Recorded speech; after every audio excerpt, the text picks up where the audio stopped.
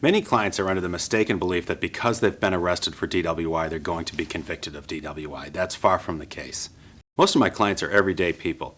It's the guy or woman who lives next door to you, people with no criminal record, never had this type of brush with the police in their past, and probably never will again.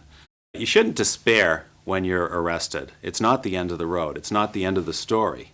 The story doesn't end until you go to trial. And the cases that I'm interested in helping folks with are people who want to fight, who want to contest their DWI. The fallacy behind field sobriety testing is that they're asking you to do something that's not normal to prove whether or not you're normal. You may have committed some kind of minor traffic violation. Maybe your inspection sticker wasn't up to date. You didn't have a plate light. You ran a stop sign. Maybe you were going a little bit too fast. Then the officer smelled alcohol on your breath, and he's going to ask you to step out of your car and do some tests that you cannot pass. He's going to ask you to touch your nose, stand on one leg, walk down a tightrope, walk down a marked line with your arms by your side. When you go to get your license, they don't ask you to do that. When you go to the Department of Safety or the Registry of Motor Vehicles in your state, they don't say, let's see how long you can stand on one leg. That wouldn't be fair. We don't have trial by machine in this country. You're entitled to a presumption of innocence, and whatever that machine said that your breath was doesn't mean that you're automatically guilty.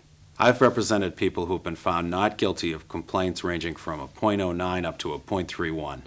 So if you have a positive breath test result, that's not the end of the story. There may be something wrong with that breath test result, and it's important to explore that before you go in and plead guilty and get convicted of this serious offense. In New Hampshire, the DWI laws are tough. There are serious consequences. There's a loss of license involved if you're convicted. There's a big fine if you're convicted. You can be required to do a program if you're convicted. And only you know what those consequences are going to mean in your life. On the night of your arrest, you were asked to make some decisions. You were asked whether or not you'd take field sobriety tests. You were asked whether or not you'd take a breath test. And you made some decisions. Those decisions are already made. You may have made some bad decisions on the night of your arrest. Make a good decision today and call me and arrange a free consultation. I'll sit down with you, we'll discuss your case, discuss any possible defenses you have, and discuss how we're going to try and beat this case.